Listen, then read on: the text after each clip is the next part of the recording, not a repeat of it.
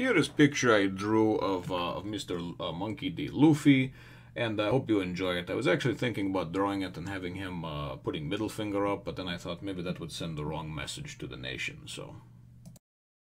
The One Piece, Chapter 135, Lapins.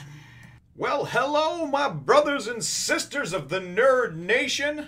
I, as always, am Jim, here to bring you another review on the tantalizing, epic, and ultimately a little bit cold on this particular island, Tale of One Piece. Our last chapter left us with me butchering Dr. Kureha's name several times, calling her Kureha, Kureha. Kureha, though, I believe is the proper pronunciation. And I really don't know what to make of her after reading the last chapter and then, of course, now this one.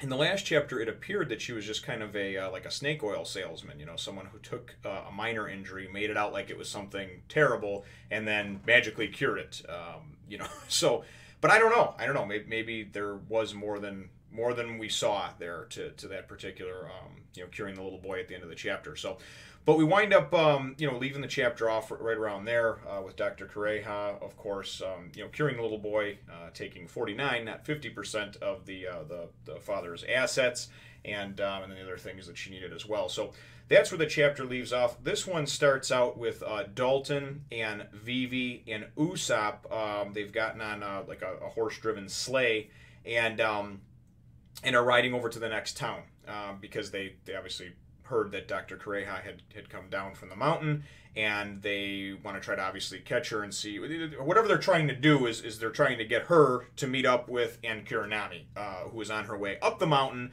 And of course we left Usopp and or not Usopp, I'm sorry, Sanji, and Luffy of course is carrying her, and they were left with those giant polar bear sized Lapins, you know, the snow rabbits, I guess, so the flesh eating rabbits.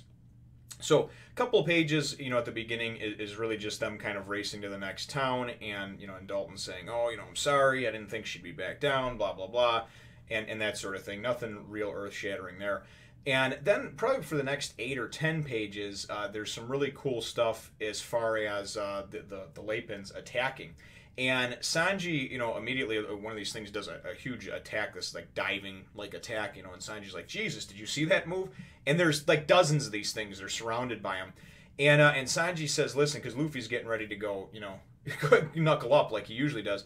And Sanji's like, listen, you can't do that. With Nami on your back, every time you hit, you know, one of these things or whatever, every time there's a blow taken or given, the impact, it'll kill Nami. It'll absolutely kill her. You know, maybe not on the first one, but on the 10th one or whatever, it will. So so he says, so you can't fight, you know, and Luffy, you understand? And Luffy's like, okay, I understand. He's like, you don't understand, you have to, and he's like, well, Luffy goes, what should I do? And he goes, just dodge and don't fight. He has to remind him again, you know. And as the pages are going on, you see them kind of trying to dodge, and Sanji going and using a couple of cool moves, you know, kicking these things. But even Sanji says, listen, my kicks are not nearly as effective with all this damn snow. You know, I can barely get a kick off. And there's so many of these things, I could beat these things up until it's dark, you know, and they'd still be coming. So they're running. They're trying to just get to the top of the mountain and outrun or get away from these things somehow. And then there's one point, too, where Luffy goes and does jack one up. You know, he nails it.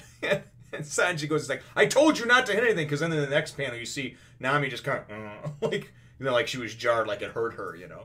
And Sanji says, you know, I told you not to do that. So, but sometimes, you know, he never learns. But so other times he does. It just depends.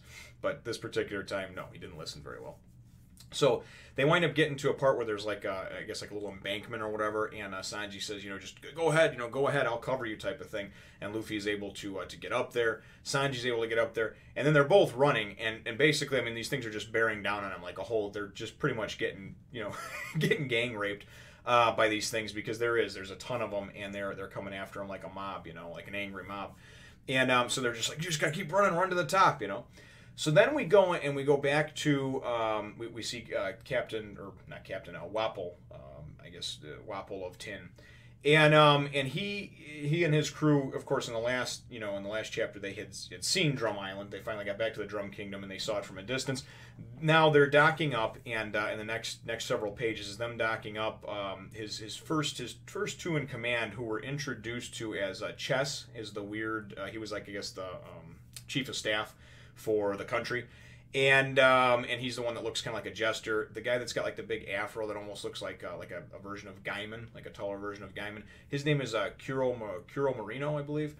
And that was his it was one of his other guys in his military or in his kingly cabinet, I guess you would call it, of subordinates. So they wind up taking out whatever guards were there at where you dock up on that inlet. They also notice that that the Going Merry is there as well, and they tell Wapol, they say, hey, listen, it's that ship yesterday, that we ran into there, and he's like, oh, the ones that caused me so much harm, we're gonna kill every one of them. And he's like, well, there's nobody on the ship.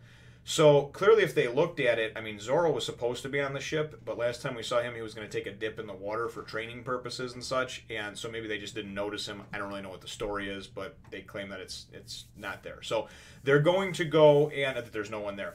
So they see the footprints that go off towards the the main village there, and the name escapes me right now, but and they're going to head towards that village, right, towards said village. And then, like I said, we are kind of introduced, of course, to those his next two in command. There always seems to be like two or three that are kind of like the main bad guy of an area, and then kind of like the backup bad guys, the mini bosses, so to speak. And these two are. And then also he's got this cool like white something. It's like it's basically like a woolly mammoth, but it's a woolly hippo that he goes and rides off on when he disembarks and gets off his ship. So it's kind of cool, actually. Don't know what the whole deal with that is, but so. We wind up, then of course cutting away from them, and we know that they're on the way to the village, and they're basically just going to, retake the kingdom. He's like, hey, I'm back. So we then go and we go back to Dalton, and of course they have gotten to the next town now, Dalton, Vivi, and Usopp. And Dr. Kureha has left, and somebody tells us, we just missed her, she cured this boy. And that's where it's kind of hard to tell, because then the boy's like, yeah, she just fixed me up and cured me. So I don't know if it's, like I said, I don't know what the deal was. I don't know if people just didn't trust her and they were kind of trying to call her out on her BS, but maybe it wasn't BS, or maybe she did like I said earlier. So I guess that'll be revealed as we go on with things. So I'm not sure if she's the most reputable of doctors. So Dalton, though, goes and he's all upset, and when he finds out that she's gone to the next village now, and he's apologizing to them, and they're like, you don't need to apologize, man. He's like, I'm sorry, we only have one doctor in this whole kingdom. It's ridiculous.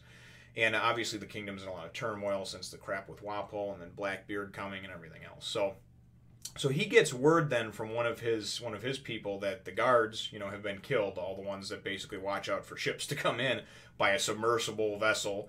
And then he says, and he says, oh my God, what was it, or who was it? And he says, Wapol is back, right?